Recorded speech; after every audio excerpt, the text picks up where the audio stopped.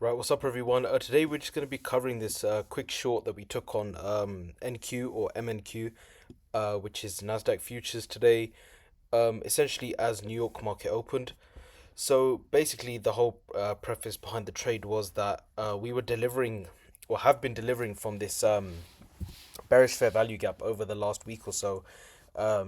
Essentially, it's been a key area that price has essentially kept tapping into, failing to invert and delivering and displacing lower. So, what did we see?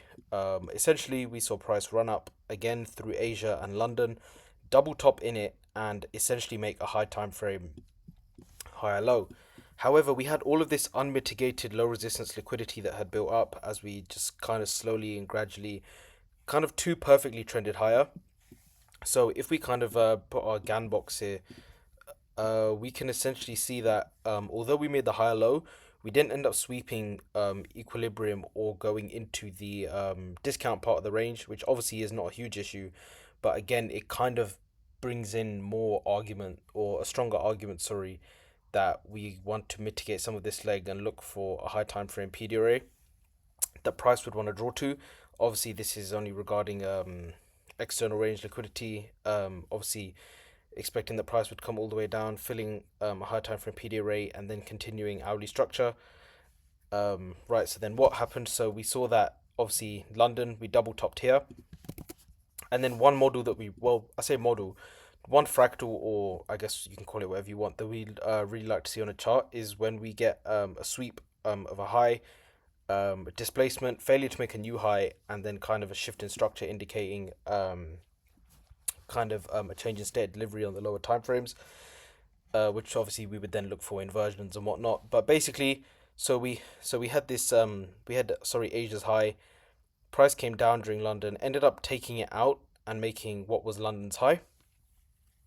Um, Price then displaced lower, shifting 15-minute structure, which to what we thought was the high time frame high low, and essentially what people would have bought into, assuming that well price is gonna trend higher.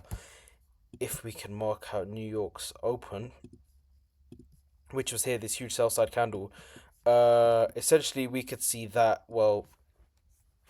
price came up and ended up basically retesting perfectly this 15-minute inversion. The price ended up actually perfectly respecting before we then obviously got the huge leg down. We also then had a 15-minute break of structure here as price began to leg down during pre-market. If we go on to the 5 minute, uh,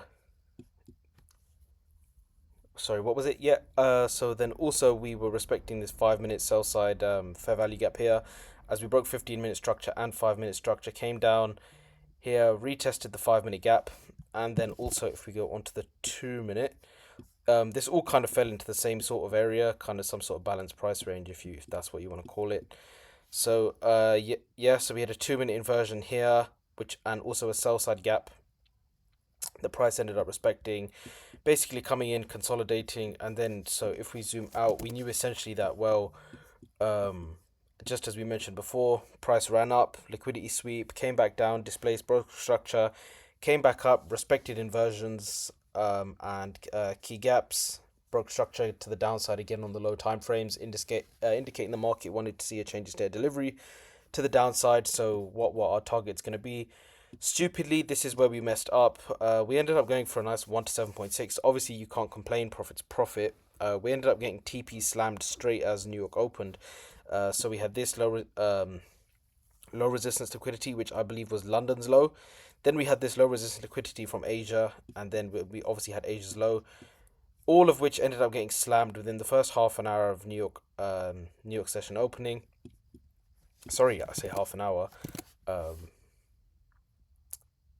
Yeah, sorry, within the first 10 to 15 minutes of New York opening, you would have got a nice 1 to 3.76, which stupidly, we obviously should have left a runner and not fully closed. But again, I guess we knew market was volatile. We saw our bias play out straight away, and kind of it allowed us to step back from the market just for a little bit and kind of secure a nice P&L on our evaluation.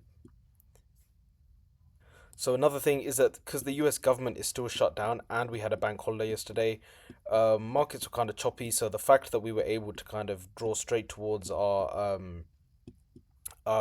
key areas of liquidity, or our draws on liquidity, sorry, we were quite happy just to take that, even though obviously we could have gone further and just left stops at break even, or even had a trading stop.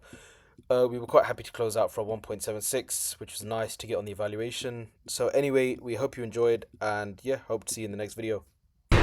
See you in the next episode. Magnus, out.